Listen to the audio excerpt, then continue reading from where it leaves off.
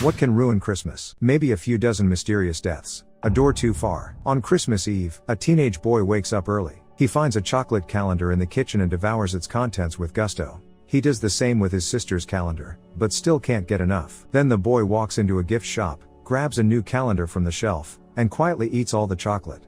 The shopkeeper sees what he does and accuses him of stealing.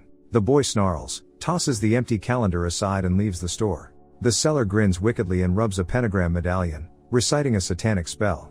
During the night, the boy turns into a piece of chocolate. In the morning he is eaten by a little girl. All sales fatal. A nervous woman walks into a gift shop. She wants to return a purchased toy that did not fit her son. The friendly salesman is happy to help and asks the woman to show the receipt. She rummages in her bag for a very long time, but the check is nowhere to be found. The seller asks her not to delay the queue. The woman goes into hysterics. She grabs a large bell and hits the salesman on the head with it. A bloody fight begins with cheerful music. Conflicting people strangle each other with a telephone cord and desperately stab each other with pens. Eventually, they both fall to the floor from exhaustion and blood loss. At this point, the woman finds the check, and the seller agrees to issue a return of the goods.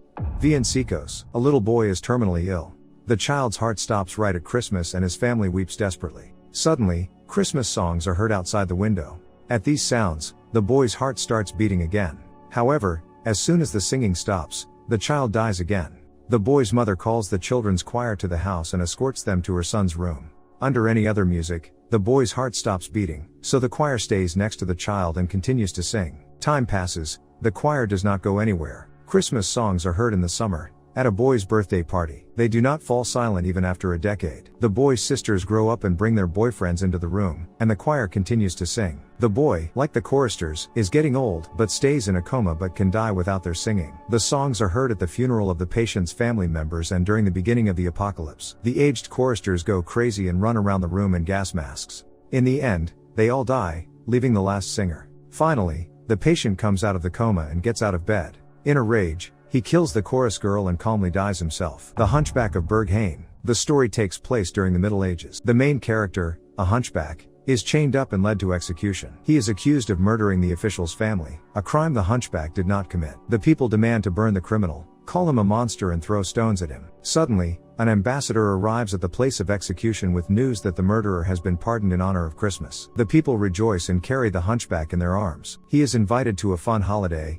treated to a drink and given gifts. However, it turns out that these are only fantasies of the unfortunate hunchback. In fact, no one was going to pardon him. The hunchback is burned at the stake. Family matters. A guy named Mark and his girlfriend come to her parents for Christmas. Mark is visibly nervous and preparing for something terrible. As a gift, he receives a red marker with which they tell him to draw a line on his stomach. After that, Mark is given a knife and offered to rip open their stomachs. He was preparing for this in advance, so he is not surprised by such a family tradition. Overcoming unbearable pain, he inflicts a deep wound on himself. After that, the girl's father comes close to him. The man spews out many black parasites from his navel, which crawl into Mark's wound and infect him. He falls to the floor and coughs up blood. All family members copulate in an orgy, and Mark tries to come to his senses. After that, everyone sits down to dinner and drinks for Mark, who is now a member of their family. He understands that there is no escape from this horror.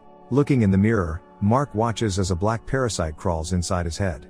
They used to laugh and call him names. A boy named Ryder and his father go hunting on Christmas Eve. The excited hunters notice blood in the snow and deer tracks. They find the animal, but are horrified by its condition. It is as if someone had seriously bitten the deer, but it is still breathing. Ryder plans to finish off the animal. His father gives him a gun and embarks on a lengthy discussion about life and death. But at that moment, the deer pierces him with its horns, and the internal organs fall out of his stomach. A frightened Ryder, screaming, pulls his father by the guts, but soon gives up and runs to his mother's house. The woman does not have time to figure out what to do next, because a rabid deer overtakes her. It spits gray goo on the woman and mortally wounds her. Ryder doesn't have time to escape either.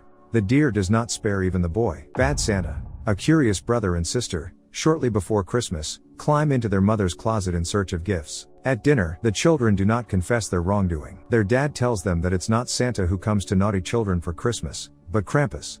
This is a horned demon that hides children in a bag and takes them to hell. The boy is skeptical about this story, but his sister is truly scared. Late in the evening, the girl takes a large knife in the kitchen and goes to her room. Meanwhile, the father dresses up as Santa, but paints his face dark green, takes a bloody knife and a sack to look like Krampus. He stomps loudly and menacingly up the stairs, going up to his son's room. Krampus enters the terrified boy's room and swings a cleaver at him. However, at that moment, the boy's sister stabs him with a knife and kills him after multiple blows. The next morning everything goes on as if nothing had happened. The boy comes to the living room for a gift, where the whole family is waiting for him, led by his unharmed father. In his gift box, the boy discovers a bloodied Krampus cleaver. Santa is coming. An Asian man gets drunk on the Christmas Eve. At the same time, he hears the death cries and insults of his wife, whom he recently killed. His twin daughters are playing in the next room. One of them combs a doll and does her hair. The other girl takes the doll from her sister and cuts her hair in a frenzy. When the man comes to see his daughter to find out what's wrong, she pounces on him with scissors and cuts his ear. For this, the father severely beats her. Then the man goes to the bathroom to wash himself off. At this time, the other twin puts a mask on and kills her sister with a knife. Christmas is coming. The father gives the remaining daughter the bloodied corpse of her sister. The man says that this is a doll that will always obey its mistress. The girl joyfully combs the corpse's hair and says that her sister is much better off being a doll. A Christmas miracle. A lonely woman named Eva mourns her recently buried baby. The unfortunate woman prays and says that it would be better if she herself died, and not her son.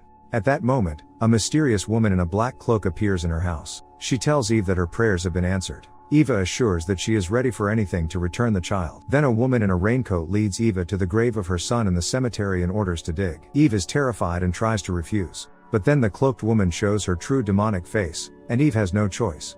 She digs up the grave, takes out a revived baby from the coffin and joyfully hugs him. In the morning, Eva freezes to death in the cemetery. Her dead body lies in an embrace with the coffin of her son, and a woman in a raincoat walks away with the living baby in her arms. Little house in the country. On Christmas Eve, a woman comes to visit her father, sister, and nephews. Entering the house, the woman sees her sister, who, in a fit of bitterness, rips toys from under the Christmas tree and breaks them. In the depths of the house, the guest finds her father, who is sitting at the table with his head bowed. She tries to wake him up, but notices blood everywhere. The woman realizes that her father is dead and runs to look for the children. Having found the bloody nephews, the woman runs away from the house in horror and complete despair. However, it turns out that it was just a cute prank. Everyone is alive, and the blood was fake. All the participants of the drawing cheerfully jump up and run after the frightened relative to please her with their resurrection. However, they fail. The frightened woman hangs herself on a garland right on the porch of their house. Milk and cookies. A boy named Jack loves to play with his toy horse.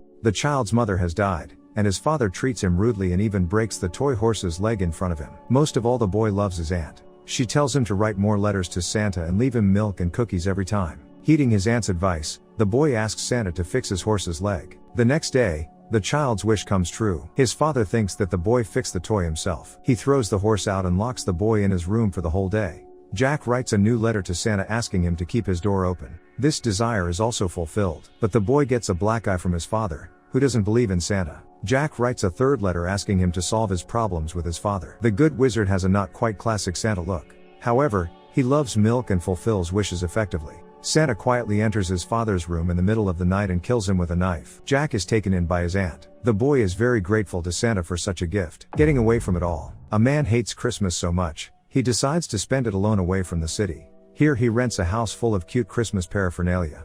It irritates him. Suddenly, he hears quiet steps in one of the rooms, but he does not find anyone in it. After that, he goes to the living room and finds a present for himself under the tree.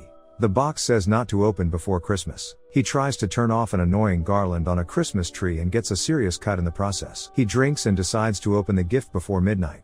But as soon as he breaks the package, the doorbell rings. He reluctantly goes to open it. Outside is a crowd of people in festive clothes. They sing Christmas songs and break into the house. People forcibly leads the man into his bedroom. Here they tie him to the bed. Then they take socks out of the gift box and plug their victim's mouth with them. After that, the Christmas maniacs take out a saw and joyfully saw off the man's legs. The blood that splatters on their faces doesn't stop them from continuing to sing the sweet song. The man is exhausted from the pain, and the maniacs rejoice at the cut-off legs. Operation Dolph. A determined man in a Santa suit drives up to a house in the middle of the desert. Readying himself as aggressively as possible, he enters the house. Here, Santa quickly kills two boys, and then attacks their mother. The woman tries to defend herself with a knife, but soon she too dies. Santa continues to look for someone and runs out into the backyard. There are two men here packing cocaine. Santa kills one of them on the spot, and tortures the other. He tries to justify himself, since all the murders were due to drugs. However, Santa is not here for that. He kills an unfortunate chemist and goes to a hut in the backyard. Suddenly, he feels someone shoot him in the back and immediately attacks the man who shot him and completely crushes his skull. Santa continues towards the hut. Here he finally finds what he was looking for, his deer. He smiles bloodthirstily and tells his pet that there is no time to celebrate, because they have a lot of work to do.